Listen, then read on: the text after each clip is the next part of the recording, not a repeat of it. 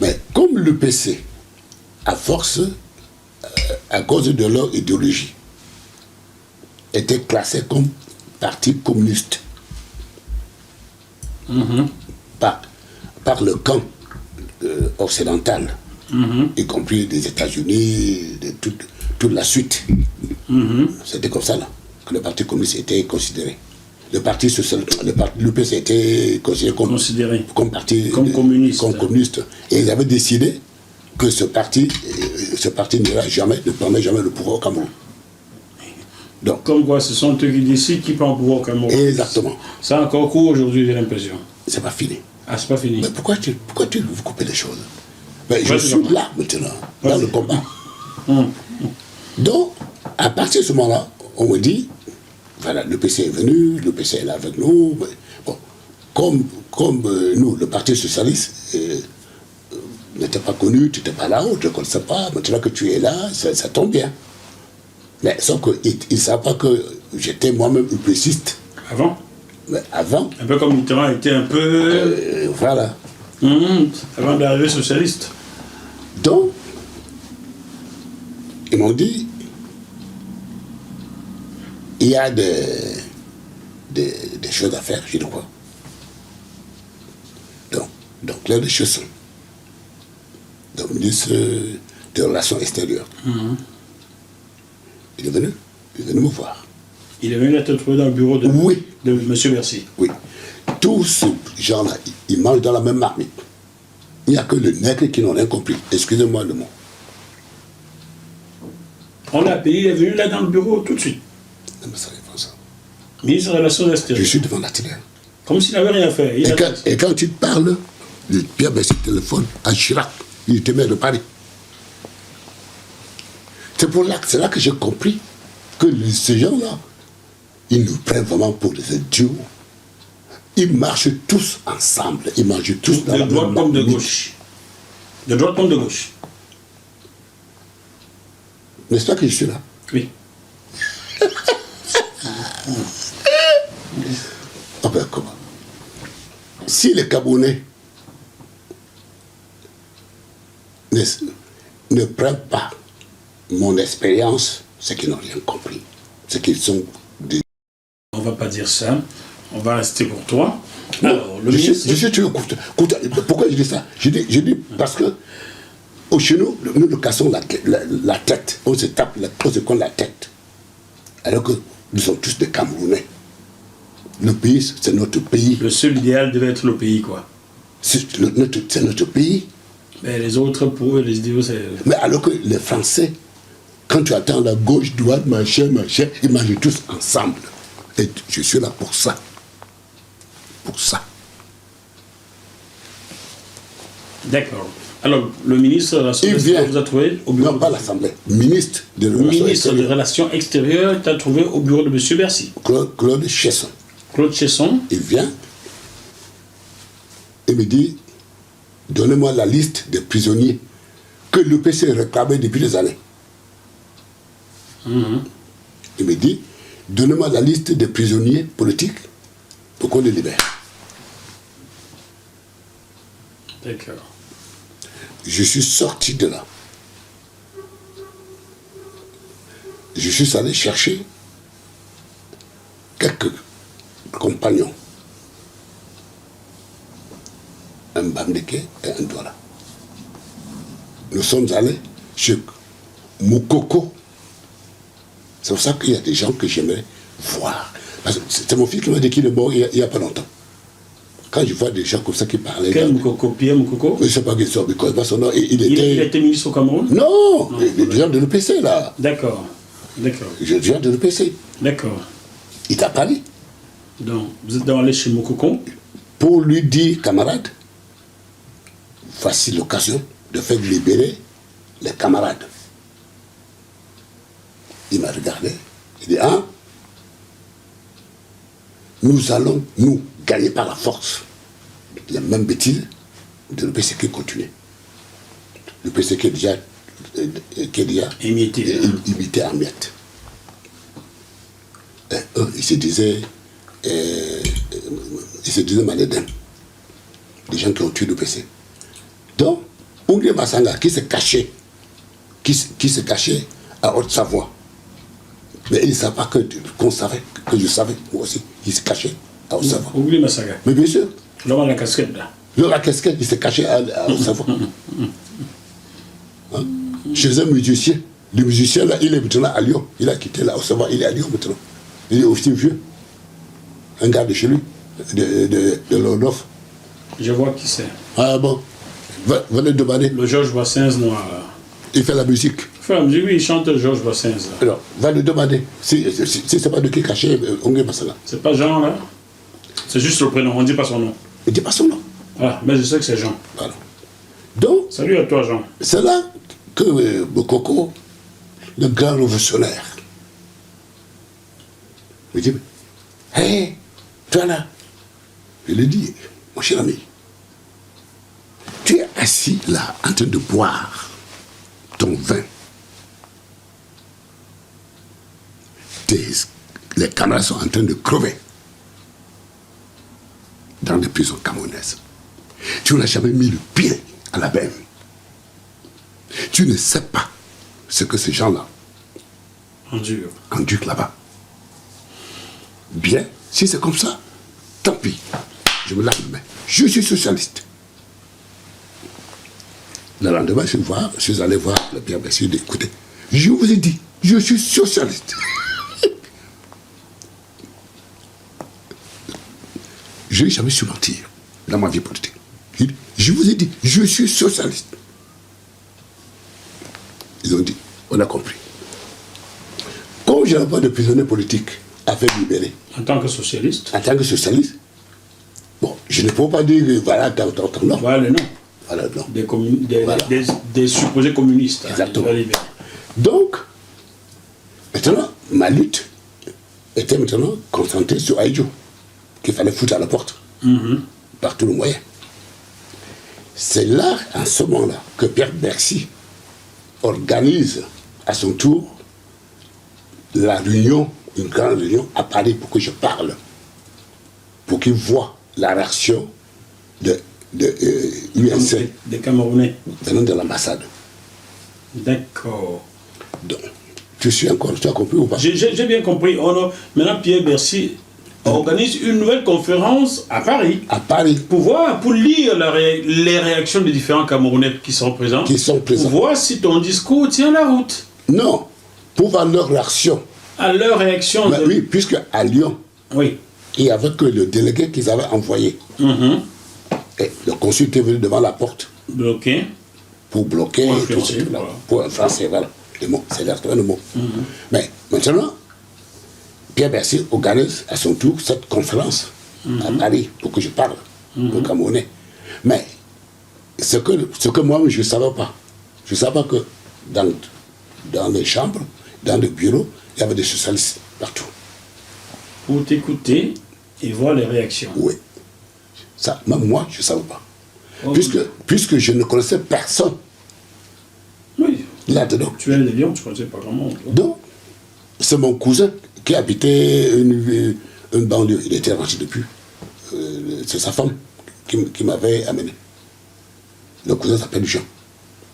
Il était rentré, il travaillait au Sonnel, quelque chose comme ça. Donc, j'arrive, je trouve déjà la salle remplie. Donc, à l'époque, le prince Poniatowski. Ah, l'homme qui a institué la carte de séjour en France, là? Il avait insulté Mitterrand. Ah. En disant le super Charlot, Mitterrand, et petit Charlot, Premier ministre, etc.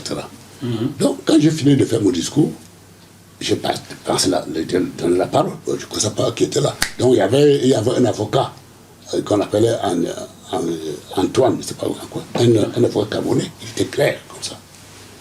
C'est pour lui dire que le comportement. Je ne sais pas. Parce que si c'était chez moi, j'allais dire. J'allais dire, je sais le mot que tu allais dire. Voilà. Le mot commence par N.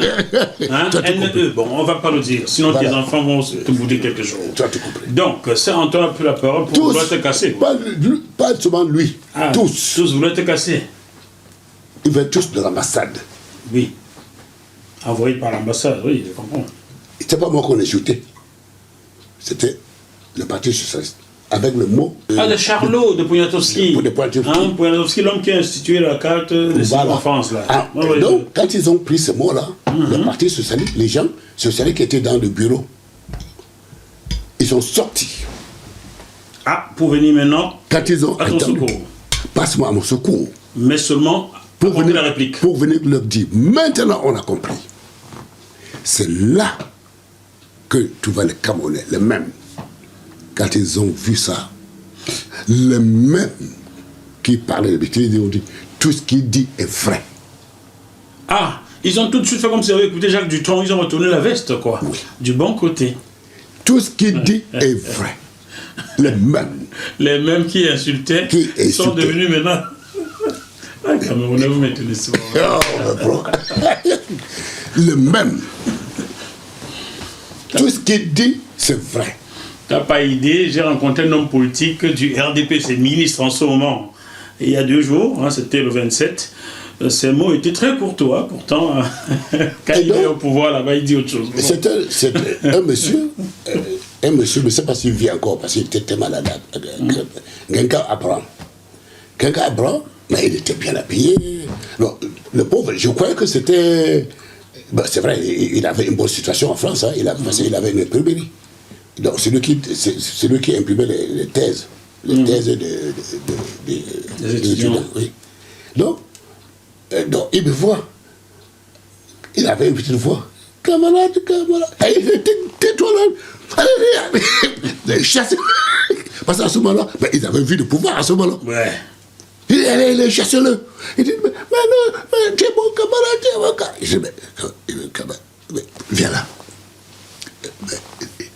Tu es qui? C'est là que je le vois, regarde. Je dis, mais c'est pas toi qui étais à Prague, qui cherchait des femmes comme ça là? Il dit, oui, c'était moi. C'est ça sa référence, il cherchait les femmes. Et vous cherchez quoi?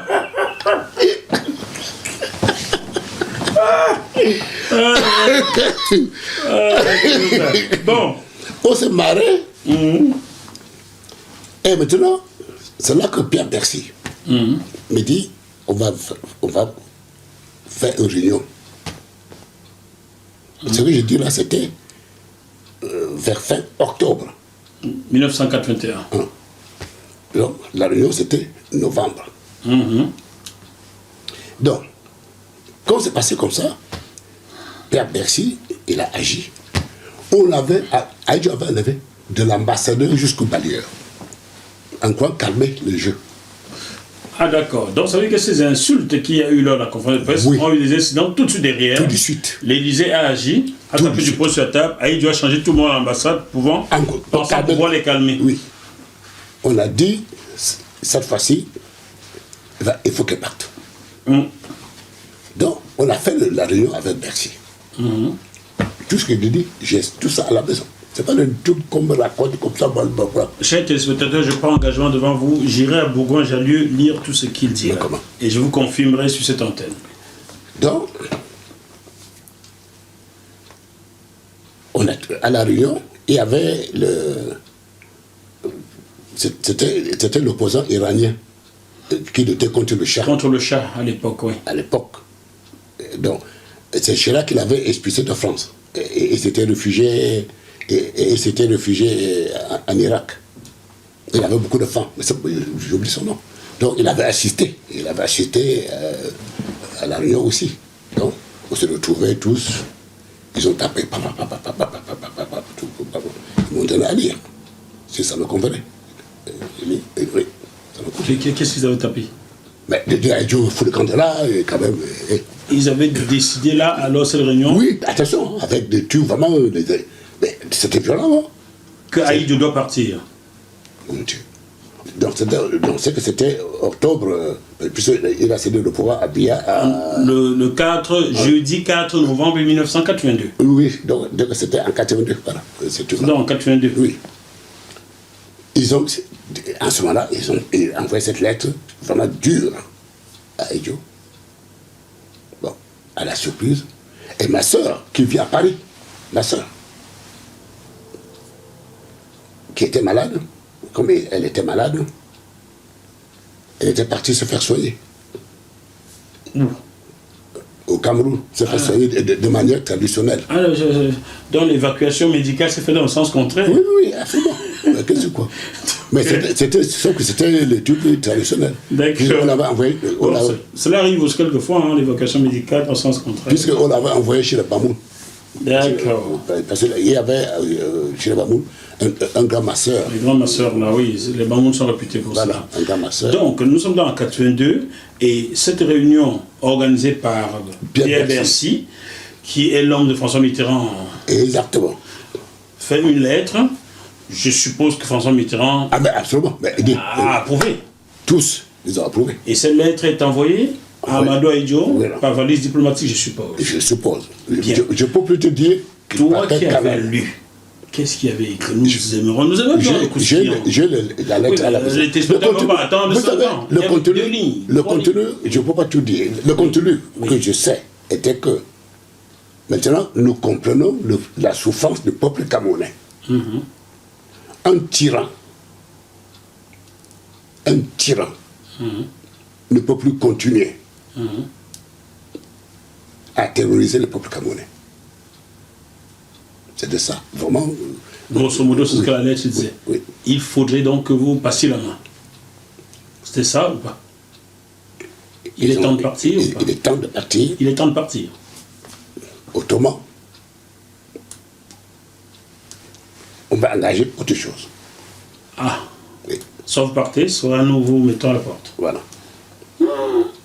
Comme Bolloré dira à son directeur des services que bon, tu dégages ou je te dégage quoi. Et c'est en ce moment-là que Ahidjo m'envoie son fils. Ah, il t'envoie son fils. Ah, ça, Puisque tu as son fils, tu peux donner son nom. Voilà. Puisque Mais son fils qui travaille à Biala, avec Biala, son fils. Alors, je ne sais pas quel est son nom. moi, je ne connais pas ça. J'ai oublié. Donc Ahidjo envoie son fils. Pour venir me voir. Ah, Ahidjo avait compris donc que tu étais à cette réunion. Mais C'était- tout le monde, je te dis aujourd'hui, je vous dis aujourd'hui, personne au Cameroun, en haut, n'ignore que c'est Sanche, l'homme qui a chassé Ahidjo. C'est dans le livre de Fichevet, où il dit, l'homme qui a chassé Ahidjo n'est pas rentré. C'est le seul que je respecte. Tous ceux qui sont rentrés, ils passaient devant moi pour s'agenouiller. C'est dans le livre de Fichevet. Donc, Ahidjo envoie son fils te voir. Le Pour te fils dire est quoi? venu pour me dire, mon papa veut te nommer Premier ministre. Toi, Premier ministre. Mais je dis au fils, regarde-moi là. Est-ce que j'ai la gueule de celui qui peut être Premier ministre de ton père? J'ai cette gueule-là, moi. Parce qu'il y a des moments où je suis calme, je peux être aussi... Attention, hein. Non, il est parti. J'avais, entre-temps, écrit une lettre à Ahidjo. Pour lui dire quoi? Ce n'est pas sans Dieu François qui va te tuer. Ce sera ton meilleur ami qui mange tout le jour avec toi.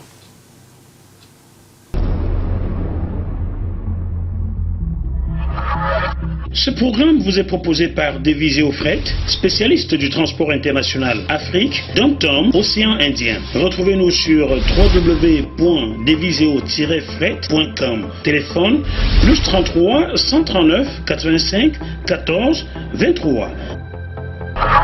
J'avais demandé à la femme d'Ahidjo, est-ce que ton mari lisait le courrier personnel que je lui ai envoyé? Parce qu'il ne faut pas croire que c'était ce moment-là que je l'ai dit. Mais je parle à Paris, parce qu'il y a beaucoup de gens à Paris là, qui bouffent, qui mangent à travers moi, mon action, ici à Paris. Elle me dit, ici à Paris, Alors, et qu'est-ce que Jamel Ahidjo t'avait répondu? laisse-moi me dire, il ne faut pas brusquer. Je bois, je vais la Donc, quand le fils est parti, Oui. Ahidjo, il démissionne. Il a compris qu'il fallait partir. Oui. Alors, cette version qui dit que ses médecins lui avaient dit qu'il était trop malade, il fallait qu'il cède, sinon il allait mourir. Est-ce vrai ou faux? Car même sa femme, Germaine Aïdjo, l'a dit. Ce que je vous dis, devant le peuple camerounais,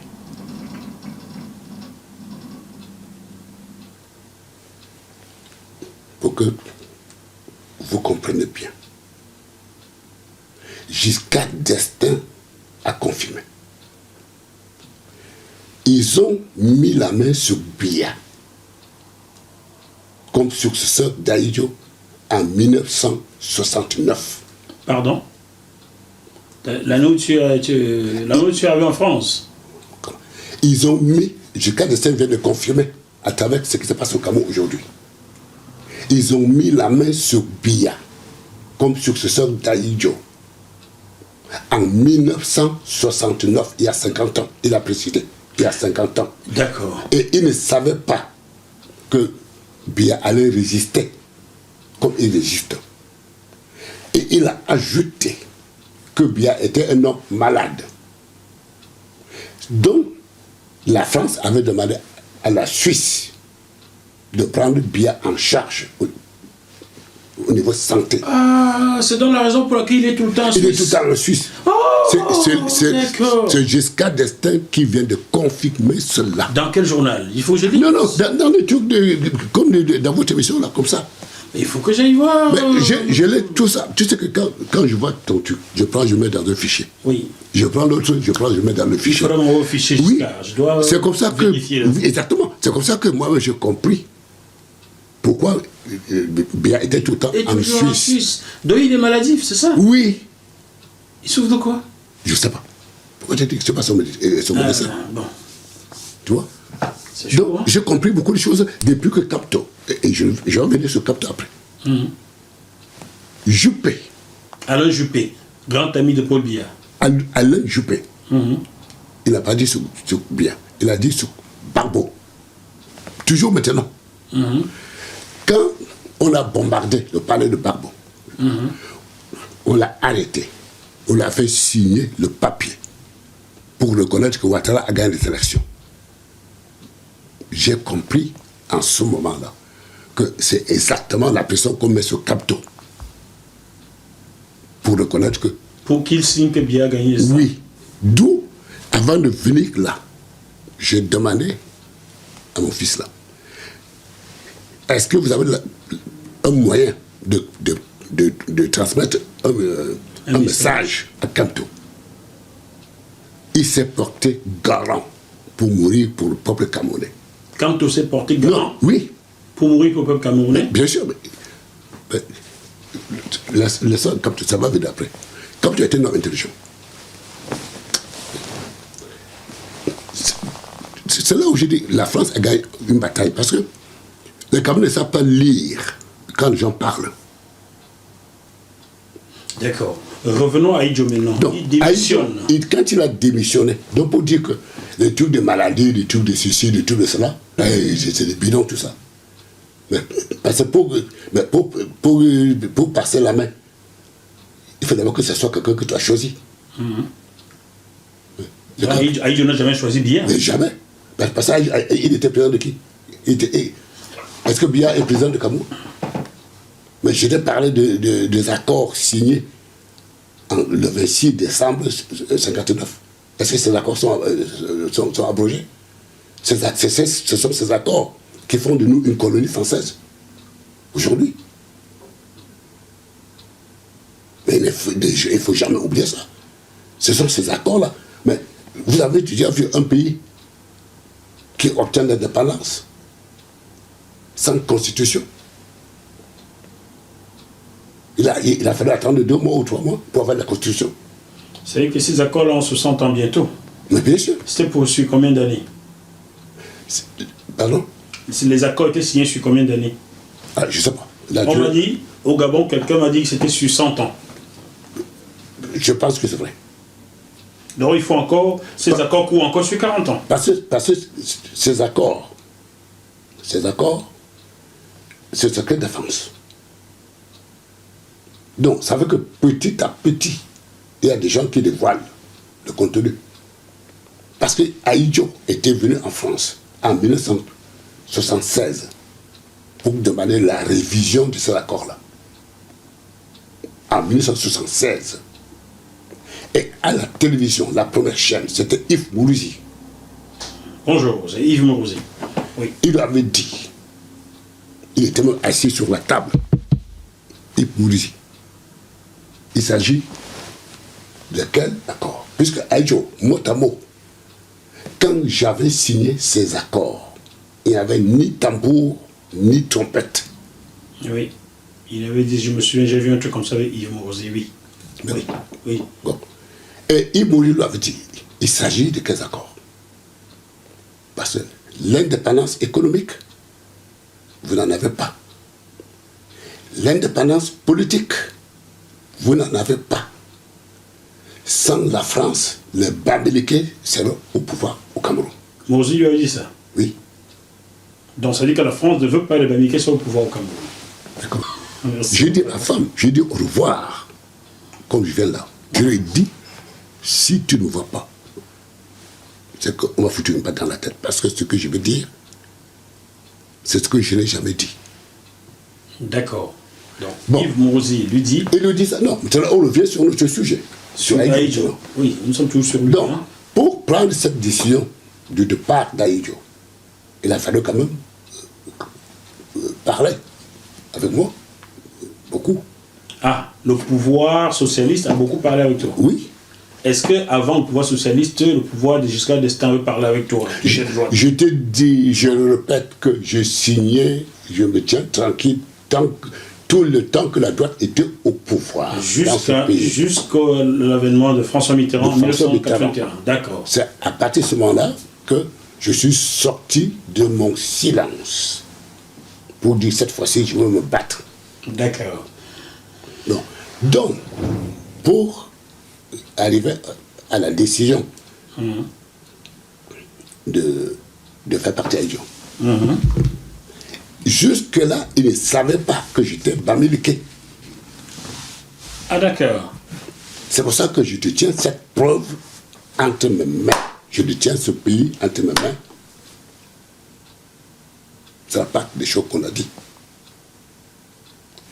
Parce qu'on a eu à discuter plusieurs fois. Il me disait, si on fait partir Aïdjo du pouvoir, quelle garantie vous nous donnez? Parlant de toi. Oui. Quelle garantie vous nous donnez que les Bamileke ne prendront pas le pouvoir au Cameroun? Mais ils ne savent pas que j'étais Bamileke. Je vous parle au vous là, peuple camerounais.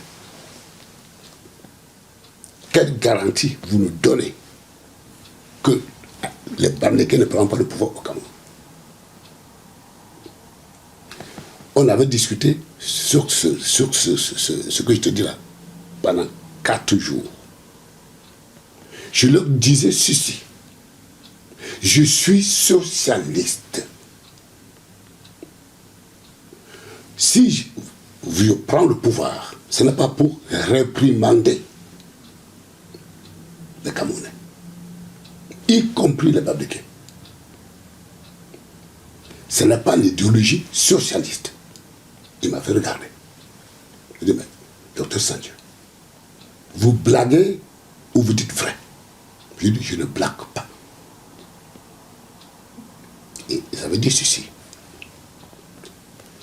Les Bamileke ont l'argent. Ils savent faire la guerre. Pas vous. Parce qu'ils étaient sûrs que j'étais un homme Bamileke. Ils pensaient que tu étais nous. Justement, je ne peux pas te dire. D'accord. Donc, les Bamileke ont l'argent, ils savent faire la guerre. Et pas vous. Et pas vous. Donc, le 4e jour, comme j'étais vraiment en cours d'argument pour le convaincre, de faire partie Aïdjo, ne croyez pas, que ça c'est de tout. À le 4e jour, je dis, c'est sûr que votre peur au Cameroun, c'est les Bamileke. Ils ont dit oui. Je dis, dans ce cas, je suis un Bamileke. C'est là où tout le monde était devenu rouge. C'est comme ça que je tiens ce pays jusqu'aujourd'hui. Ils savent que tu sais qu'ils ne veulent pas que les Bamileke accèdent au pouvoir. Exactement. C'est en ce moment-là que je les ai dit, si c'est ça votre peur, faites partir Aïdjo et je me tiens tranquille. Parce que mon souci était que Aïdjo parte. C'était ça mon souci, que Aïdjo parte.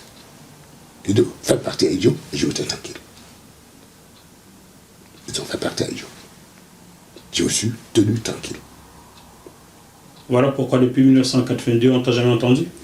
Voilà. Tu t'es tenu tranquille comme tu as fait la promesse. Comme il a fait la promesse. Étais-tu surveillé au moins? Mais je ne sais pas pourquoi. Je sens il n'est jamais rien au hasard. Hein. Même là où tu es là, ils savent que tu es là. Mais bien sûr. Plus. Mais comment?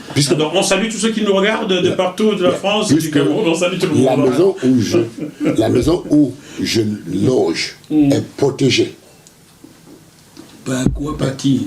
Par la police française. Alors, c'était officiel, hein. Ce que je vous dis, c'est officiel. Tu as une protection officielle. Mais oui, absolument. Donc là où tu es sorti, là on sait que tu es sorti. Je ne sais pas s'il continue la protection. Ah, c'est sûr, c'est sûr. Vous qui protégez, vous êtes là devant la porte ou en bas? Je cherche. Moi, je ne sais pas s'il continue. Mais j'avais même un numéro où il y a un problème du téléphone tout de suite et puis on débarque. C'est réglé, c'est réglé. Je peux te dire, mais pour dire ce que je vous dis, je suis un homme qui aime son pays. Vu comment la France fonctionne, quand le chef d'État a pris une décision, même s'il meurt, son successeur va appliquer. Et je m'adresse aux Camerounais, si vous voulez libérer votre pays, mettez d'abord ceci dans votre tête, que le combat sera dur. Ne crois pas que c'est avec des petits bruits, des injures, de ceci, que vous allez arriver. Non, soyez sérieux dans le combat. Donc, Papa, permets-moi d'être allé à l'école. Je dois poser des questions. Exactement. Alors, maintenant que tu nous dis que depuis des années, la France ne veut pas que les Bamileke accèdent au pouvoir, est-ce que Kamto pourrait être victime de cela aujourd'hui en 2019? Absolument. Explique-nous cela. Non, Kamto est victime de ça. Tu veux dire que c'est la France qui empêche Kamto de prendre le pouvoir au Cameroun? Oui. Kamto est victime de ça. Je peux donner ma tête à couper. Je parle en France et à Paris. Le problème de Maurice Kamto alors vient de Bamileke. Et il le sait. Vient du fait qu'il est Bamileke. Il le sait, Kamto. S'il ne sait pas, c'est qu'il est vraiment idiot. Il le sait. D'abord, pourquoi tu vois que Kamto a dit au conseil de machin quel concours on passe pour être boulot? D'accord, je veux comprendre le rôle de la France là-dedans. Okay. Est-ce qu'aujourd'hui, je repose la question, hein, je vais être bête, car les téléspectateurs veulent sans savoir cette chose. Est-ce que tu penses que si Kamto n'avait pas été Bamileke, la France l'aurait soutenu? Oui. Est-ce que tu penses que c'est parce que Kamto est Bamileke que la France ne va jamais le soutenir? C'est pour cette raison-là. Donc, tant que les accords signés le 26 décembre 1959 entre la France et la France, car pour moi, Aïdjo, c'est la France. Exactement. Tant que ces accords-là courent, il y a très peu de chances de voir un Bamileke au pouvoir dans les 40 prochaines années. Tant que les Bamileke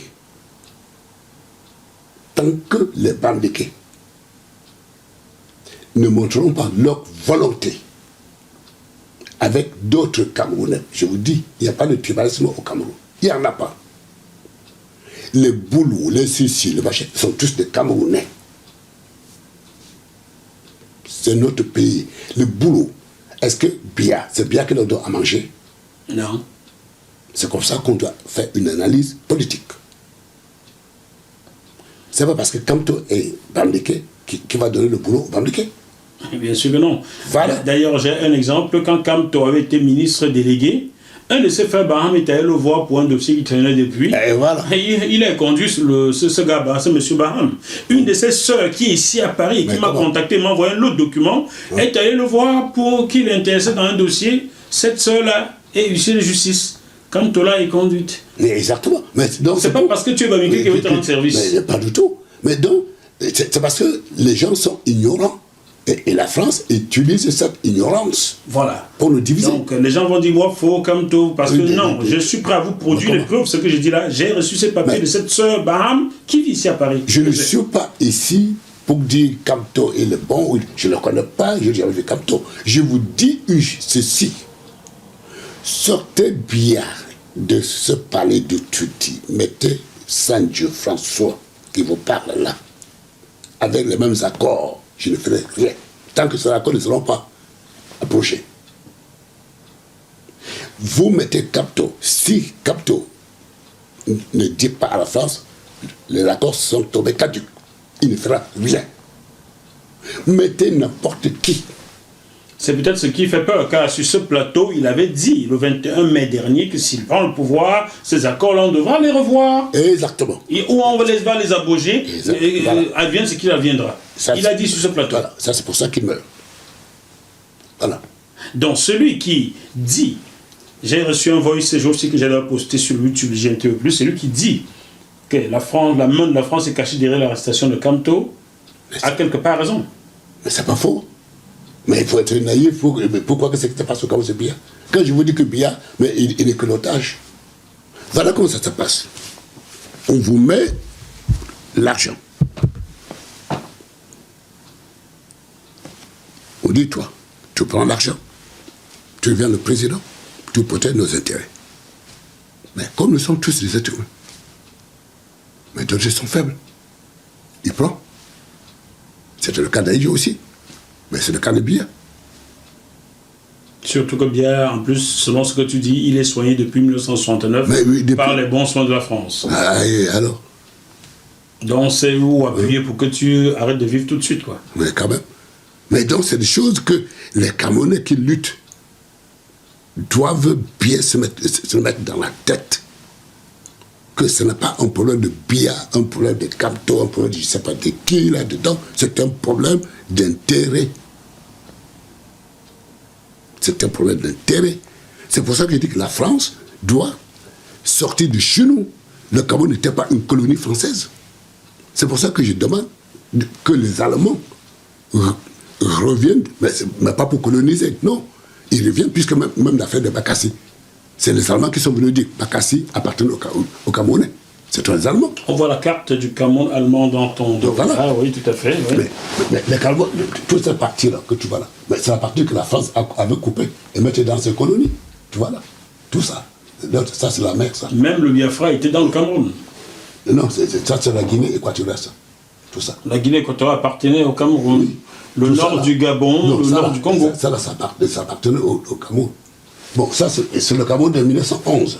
De 1911. Mais quand tu lis ici, tu comprends la géographie. Bon, toute cette partie, c'est la Centrafrique. C'est la richesse. Tous les diamants. Tous les diamants de Centrafrique, c'est là. C'est Bébéditi. Bébéditi. Bébéditi, c'est le Cameroun. Bébéditi, c'est le Cameroun. Mais bien sûr. Mais si tu connais un Bébéditi, demande-lui. Tu es quoi, il va te dire que c'est Camerounais. Mais au Gabon, là, les gens du Nord, on les appelle les Camerounais. Les gens de Bitam, niveau de la montagne. Tout ça, voilà. Mais c'est le Camerounais. La Guinée équatoriale était le Cameroun. Et c'est le Cameroun. Donc le Cameroun était plus grand. Bon, même là, c'est le Cameroun actuel. Mais le Cameroun anglophone, puis c'est le Cameroun de 1911. Le Cameroun qui est resté, c'est le Cameroun que la France veut absolument que ça rentre dans la tête des Camerounais. C'est ce Cameroun que nous refusons. Est-ce qu'il est encore possible aujourd'hui de revenir à ce grand Cameroun? Mais bien sûr. Comment? Discuter avec les autres, pas avec la force. Puisque je discute, pourquoi je discute avec eux? Mais je dis que chez moi, mais je reçois, il y a beaucoup de gens que j'aide. Mais mon Dieu, vous que je passe. D'accord, papa, maintenant on a compris comment tu as fait, tu as fait partie à Madorio. Et comment M. Biya, pourquoi le choix de M. Biya? Je peux vous dire. As-tu connu un certain M. Guy Pené? Guy Pen ou Guy Pen? Oui, l'as-tu connu? Guy Pen, il m'avait téléphoné en personne. Voilà, je savais qu'il t'avait téléphoné. Pour me ça, dire, je l'ai prononcé. Voilà. Guy Pen m'avait téléphoné. Pour te dire quoi? Pour me dire, tais-toi. Parce que c'est Pierre Bercy qui m'avait donné son téléphone. Il était à l'Élysée. Il m'avait téléphoné pour me dire, tais-toi. Je lui ai dit, toi, le colonialiste, j'ai pas peur de toi. Il se dit que Guy Pen est dans le mentor de Biya. Mais, donc tu vois quand même que c'est les gens qui sont là-bas pour manger. Il s'est dit que c'est lui qui a murmuré le nom de Biya à Mitterrand. Alors, tu vois. Est-ce vrai? Je ne sais pas, je ne peux pas te dire. Hein, parce que, je n'étais pas dans le... Mais, Barbeau, là, mais je le connais. On fait des réunions ensemble. On va rester sur Biya. Nous sommes sur le Cameroun. Mais voilà, ça va, la Côte d'Ivoire m'intéresse. J'ai rencontré Laurent Gbagbo avant de te rencontrer. Voilà. Je lui ai serré la main comme je te serre la main. On s'est parlé seul à seul comme ça. Donc, maintenant, le choix de Biya. Je ne sais pas. Guy Pen t'appelle et te dit tais-toi. Oui. Est-ce que ce n'était pas de peur que tu contestes le choix de Paul Biya?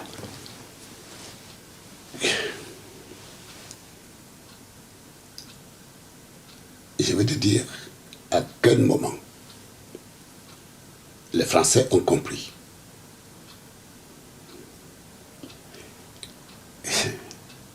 Fiston, vous savez, je vois les certaines choses. La politique est très difficile. Ça demande beaucoup d'intelligence. Quand tu es dans ton pays,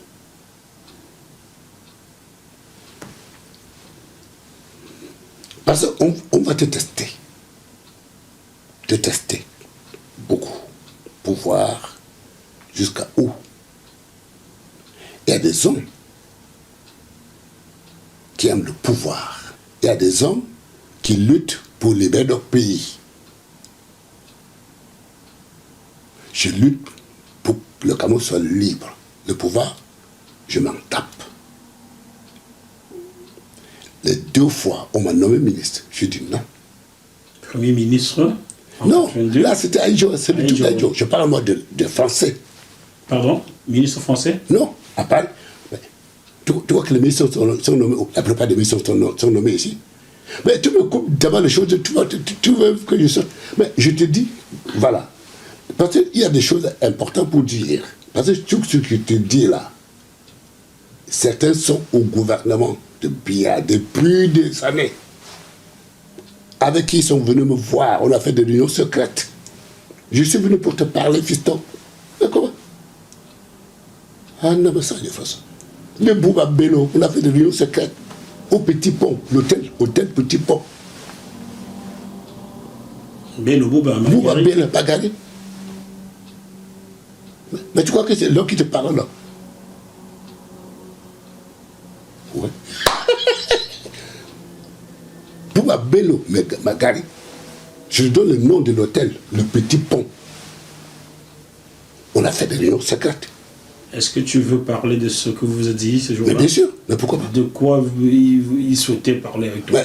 Il y avait Tekam Michel, il est au Cameroun. Il y avait Bouba Bello, il y avait Kouchou, je parle de l'UPC, hein, mais qui ont quitté l'UPC maintenant, au pays. Donc, c'était des délégations.